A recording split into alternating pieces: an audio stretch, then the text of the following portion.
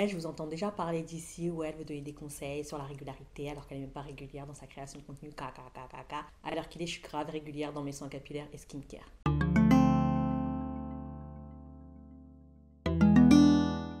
Hi people, bienvenue ou mon retour sur ma chaîne, c'est Sylvie aka Soukalove.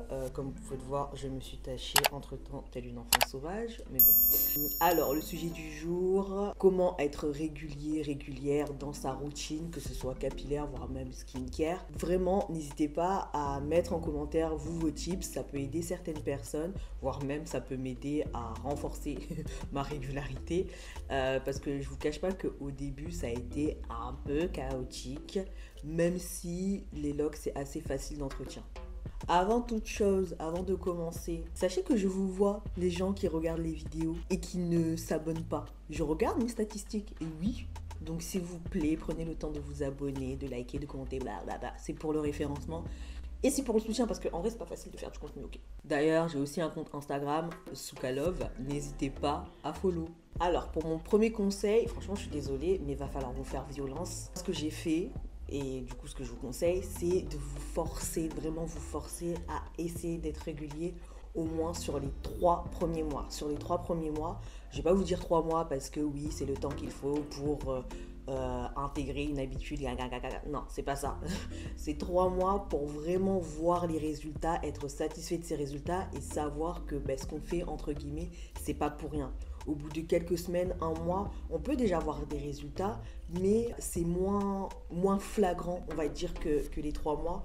Donc vraiment, je pense qu'à partir de 3 mois, on peut commencer à se dire, ah ouais, enfin, si je m'attelle à faire telle ou telle routine, c'est pas pour rien. Ça débouche sur des résultats, on va dire, positifs. Donc vraiment, essayez de vous forcer les 3 premiers mois à rester focus. C'est 12 fois en 3 mois. Je crois que j'ai bien calculé, ouais. Et normalement, en voyant les résultats, ça va vous motiver à continuer.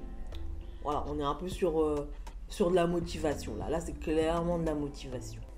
Deuxièmement, dans la même lignée que ces 3 mois, faites des avant-après. Les avant-après vont vraiment vous aider à vous dire, ah ouais, les résultats sont là. Vous allez d'autant plus voir le chemin que vous avez parcouru.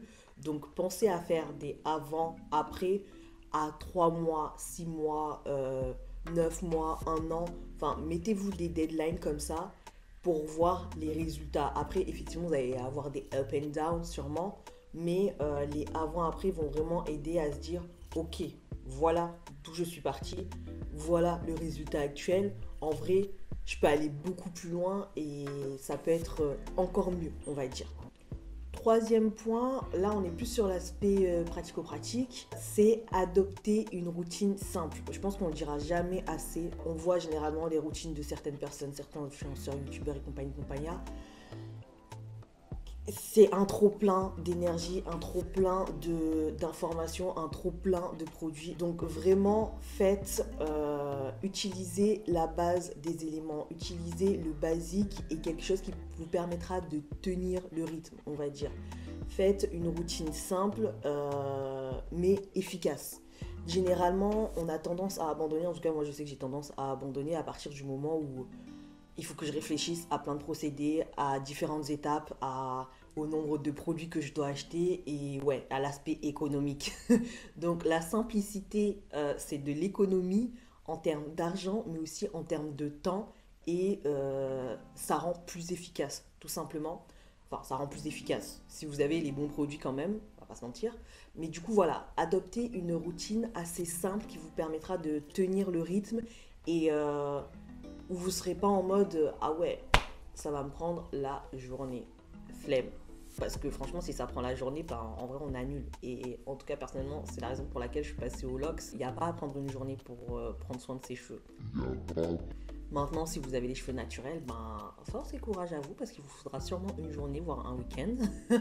mais adoptez une routine, la routine la plus simple possible et qui ne vous demandera pas de rentrer dans des processus complexes, tout simplement.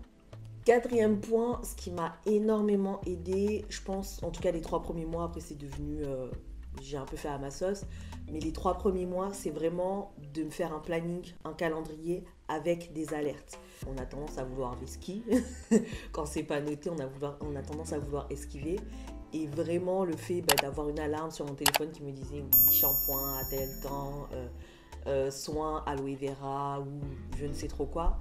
En tout cas, pour les cheveux, ça m'a vraiment aidé à me dire Sylvie, tu te mens à toi-même là si tu le fais pas. Parce que on te l'a quand même dit, on te l'a répété là.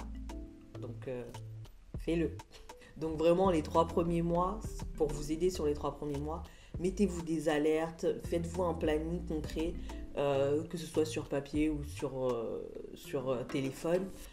Faites-vous un truc avec des alertes pour vous rappeler qu'il faut le faire et de préférence durant des jours où vous êtes un peu plus peace, vous êtes un peu plus tranquille, vous n'êtes pas dans un rush ou quoi que ce soit. Ça vous permettra d'apprécier un peu plus de faire la routine. Tout cela étant dit, 5e point, en vrai de vrai, ne vous mettez pas la pression.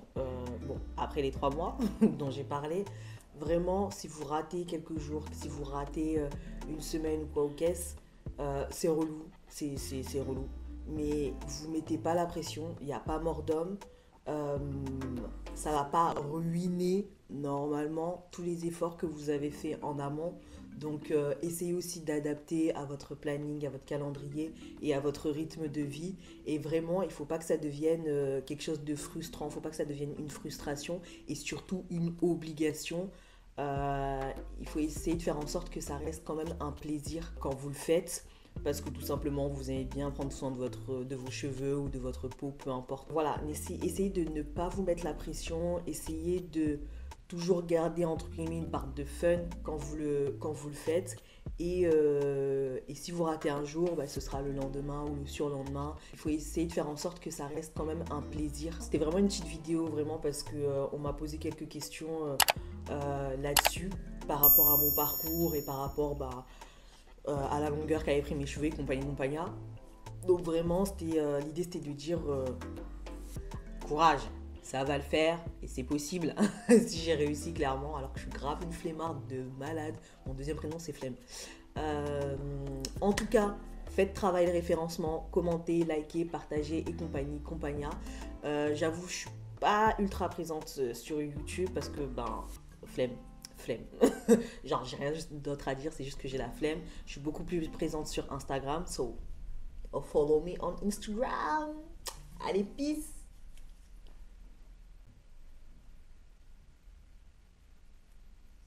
Mais ça, c'est...